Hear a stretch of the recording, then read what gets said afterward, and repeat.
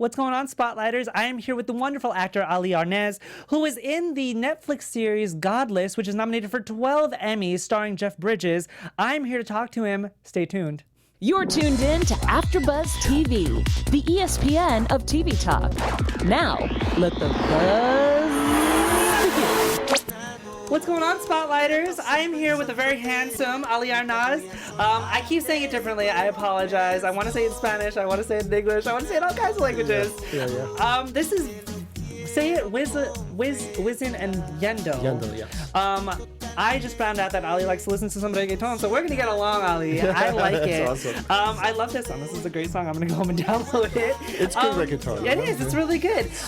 Tell the viewers a little bit about you. Who are you? Where are you from? What's going on? Of course, yeah. I was born in Istanbul, Turkey. I had both Turkish and German parents. I grew up in Germany, going to school in Germany, and then eventually immigrated to the U.S. Nice. I landed in New Mexico, and I had been active there for like 10 years in the film industry. Nice. And you studied in New Mexico? I studied in New Mexico, but it wasn't film related. I studied at a private school called Nijoni School of Global Consciousness. Okay. So it was more that's a mouthful. Yeah, it is. It was an alternative way of living, new energy sources, more inclusiveness despite cultural boundaries and so forth. It was an interesting experience. I lasted for about a couple of months, and then I basically moved on. Okay, and very politely moved on. Clearly it wasn't for you. It was great. It was a great experience. Yeah. It sounds interesting. Yeah, it's a very fascinating aspect of your life, if you will. Yeah. So you immigrated here to New Mexico to study acting. No, actually, it was just time to fly the nest. Okay. I had lived in Turkey and Germany on and off, and I kind of never felt like I belonged to either one of those places. My dad's business was around the U.S. military in Germany. Okay. So I kind of grew up around the military families and officers in Germany. So I was kind of like already geared towards the U.S. American lifestyle. Okay. And then my sister was out in Georgia already. She had already come to the United States. Oh, nice. So I just kind of like followed, you know, not to her where she was, right, but then just did my own thing. Older sister, younger sister? Older, just by about a year. I'm sure she didn't let you live that down. You followed me to America. Oh, she was kind of a very big inspiration for me at the time. Good. You went to the University of New Mexico, yes, where you double majored, one of which was foreign language. Yes. How many languages do you speak? I speak fluent Turkish, German, French, and Spanish. That's amazing. So it's 4, 3.5 on a good day. Yeah, I mean, I speak English and broken English, so right. I mean, you're way ahead of me in the game. I need to talk about this because this is blowing my mind right now. Okay. You were in the series Godless, the Netflix series Godless, which has just been nominated for 12 Emmys. Yes. Which is insane, and good luck to the show. Yeah. What was it like working with the legendary Jeff Bridges? Actually, sorry to correct you, Jeff Daniels. Jeff Daniels, sorry. Yeah. Oh my gosh, I wrote Jeff Bridges. I'm a mess, you guys. Jeff Daniels, I'm sorry, who is in The Newsroom. Newsroom, which is actually one of my all-time favorite shows. Me too. When I saw his opening monologue about the situation in the U.S., that monologue gives me goosebumps to this day. I love that. Right? I mean, one of the best well-done pilot episodes in history. Absolutely. Just beautiful filmmaking. Yes. I'm sad that it ended. Yeah. But we're not here to talk about Newsroom. We're here to talk about Godless. Yeah. Godless was amazing. I had my initial audition, and then I think about 4 months went by before I actually heard back that I had booked it. That's kind of a norm. Usually what happens, right? You hope for the best, but you always prepare for the worst, and it just came through. And I didn't really understand who I was going to be in the scenes with, both Jeff Daniels and Scooty McNeary as well. Great actors, both of them. Amazing experience for me, especially in that market, because you're often limited to like the day player roles. Yeah. I got lucky a couple times that way. Hard work, some luck, some hard work. That's part of the actor's life, right? Of course. But I had a couple of recurring roles that way, and one of them was Godless. Yeah. It was... I wouldn't be able to exchange it with any kind of other experience because I didn't really understand that line until I had the script in my hand. It was going to be with Jeff Daniels, right? When they cast me, so I was blown away. I'm sure as an actor, you're like, oh my goodness! Like, were you intimidated? Were you nervous? No, because I didn't have the luxury to do that. Because I mean, you get the opportunity to work on a show with such high caliber people. And also for Scott Frank, who wrote and directed it, you bring your game. Yeah. You know, there's no other alternative. So I was focused is what I'm trying to say. Yeah. And when you actually connect very focused with your co-stars and the leads, and that's your lifeline as an actor. You just do what you know, and that is connecting and making that script, bringing it to life.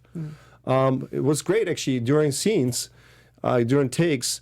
We were resetting after the campfire scene in where Griffin comes in with his men, and he has his way with the women in the camp, and he beats us. You don't see the violence, but he beats us and ties us up, and he can't understand why the two men in this Norwegian family won't fight for their lives too, and the women are actually kind of like, don't do anything, In between the takes for one of the scenes, they were resetting the camera, and I heard this, hey, shh. And I looked around, and under one of the wagons, Jeff had actually just kind of sat down and was kind of hiding or just minding his own business. And he made sure to call me over and said, hey, great job. Oh. And when he said that, I was like, really? From you? That's like, I mean, he makes it happen. You just, it's kind of like surfing. You get on the board, you just go with the wave, right? Yeah. And that's exactly what I told him. So then we ended up having like about a half an hour, 45-minute conversation. He was very kind. Yeah. Gave a lot of insight, and it was a wonderful experience. That's always really great when you hear like these legendary actors are so kind and they're so nice. Like, do you know who you are? Like, that's amazing. Yeah. You also had a recurring role as Phil on the A&E's Longmire series. Right. What has been the most challenging role for you? Each role is challenging in its own right because you have to work with someone else's vision and still bring the character to life. Of course, the more complex role was on Godless because it entailed bringing kind of like the punchline to life. Is where he comes up and he looks at me and says, "What God? This is godless country," and then he has a huge monologue after that. So I had a lot more interaction with the lead actor on that show. I got to work around Katie Sackhoff.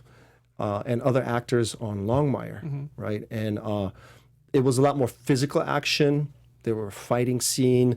We played like the militiamen for his nemesis, Longmire, Sheriff Longmire's nemesis on that show.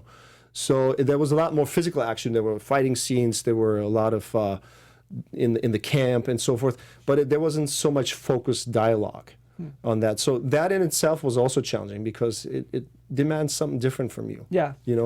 Every role is different that way. How long were you on set for Godless? Godless was actually there were like three different episodes, and each episode usually they shoot them for that show they shot them for a week. So the very first one, which was episode 307, Population 25. Thank you. Check it out, guys. Population 307. And that was actually an entire week where we came on set every day and they needed us. And we just did different scenes and different takes. And then I think that was the most I worked on that show, was for an entire week. And then later I came back for 2 different episodes. And they were more like 2 or 3 days each. Nice. Yeah. And where did this film? All of it in New Mexico. Oh, okay, Yeah. That's a fascinating thing about film, right? It's supposedly happening in Wyoming. Yeah. But they're filming in like Pecos, New Mexico. That must have been great because you studied in New Mexico. It's like full circle for you. Yeah. That's really exciting. And in New Mexico, it's a wonderful resource for filmmaking. Actually, happens to be the 5th largest film industry spot in the U.S. I didn't know that. Yeah. That's fascinating. A lot of incentives there. Yeah. I want to get a little personal with you because I know that you're an immigrant, and I know given our current political environment right now, there's a lot going on in terms of that. As an actor, you have a very strong voice, and you have a very specific voice, and you reach a platform of people. How much does it frustrate you being an immigrant, but also being an actor, and hearing people say that they don't want you here? Well, that's such a. I know it's a loaded question. That's a loaded question. I know. And interesting enough, while we were on set for Godless, the election results came in. And it was a very interesting experience in its own right to be seeing what happened to a lot of professionals in the film industry how their moods were affected by the results. It was, I had never seen anything like it. Personally, of course, actually, I've been dealing with that pretty much all my life because I kind of look German. Yet my name is Ali. So when I lived in Turkey, I was the German Ali, and then when I was in Germany, I was the Turkish guy, right? Okay. So I kind of always had that to be an immigrant everywhere I was already, that I already arrived at. Coming here, in my opinion, this country, of course, is an immigrant's country. That's how it became the United States of America. So I think I look at the politics currently as completely lost.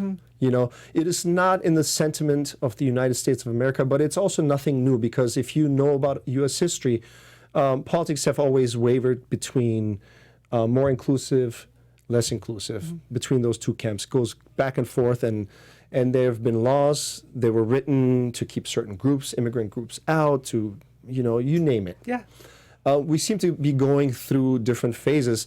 And it's really important to remember, though, that in the end of it, that the American spirit always prevails. You know, what brings us together is diversity, is inclusiveness. You know, so we can't solve problems by excluding people. And it really doesn't help to be tearing families apart. Right. So that, to me, was heartbreaking. I think often when politics chooses to make money the focus, bad decisions get made. Yep. You know, but necessarily they always have to include them because that's how economies get, you know, managed. Yeah. So it's a tough question. I know. I've definitely lived. I respect you for answering it in such an eloquent way. Thank you. I appreciate it. Diversity and love, I think, is the most. Ultimately. Yeah. Ultimately, you know, because always we need good people to come here. Yeah. With that we grow. With that we include other cultures, and the United States is a melting pot for all of the cultures on this planet. Yeah. And being an actor, you just have that ability to open these doors and. Yep. That's another thing is, you know, to have that voice, like you said, as an actor, we do represent different minority groups, and that is actually my passion in acting. I can represent people that usually are not so included.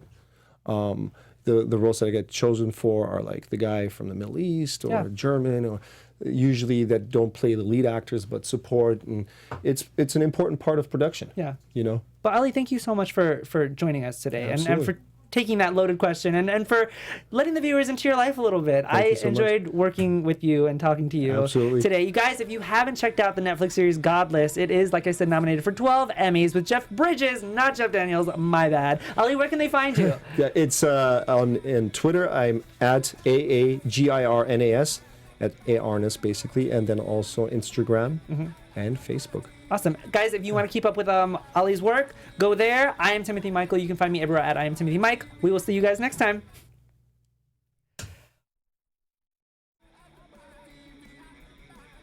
From executive producers Maria Menounos, Keven Undergaro, Phil Svitek, and the entire AfterBuzz TV staff, we would like to thank you for listening to the AfterBuzz TV network.